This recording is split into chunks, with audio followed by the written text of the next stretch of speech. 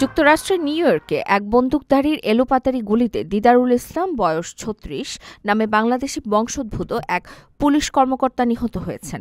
তার বাড়ি মৌলভীবাজার জেলার কুলাউড়া উপজেলায়। তিনি নিউ ইয়র্কের ব্রঙ্কসে তার অন্তঃসত্ত্বা স্ত্রী ও ২ সন্তানকে নিয়ে বসবাস করতেন।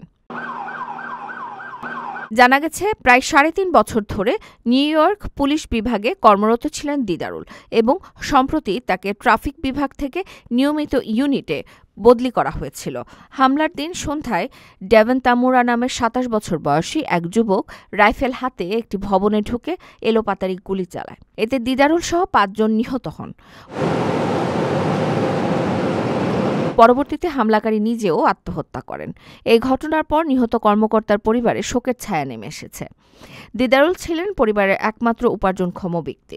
বাংলাদেশে আমেরিকান পুলিশ অ্যাসোসিয়েশনের খন্দকার আবদুল্লাহ জানিয়েছেন, তারা পরিবারটির পাশে আছেন এবং যে কোনো সহযোগিতা দিতে প্রস্তুত। দেশে তার গ্রামের বাড়িতেও শোকের ছায়া নেমে এসেছে। এলাকাবাসী ও আত্মীয়রা তার এভাবে চলে যাওয়াকে মেনে নিতে পারছেন না। আপনার স্বপ্নগুলো আকাশ ছুবে প্রবাসীর হেলিকপ্টারের মাধ্যমে। বিয়ে, জন্মদিন অথবা যে কোনো বিশেষ প্রয়োজনে হেলিকপ্টার ভাড়া করতে যোগাযোগ করুন স্ক্রিনে দেয়া নাম্বারে। প্রবাসীর হেলিকপ্টার, নিরাপদ ও সাশ্রয়ী বাহনের বিশ্বস্ত নাম।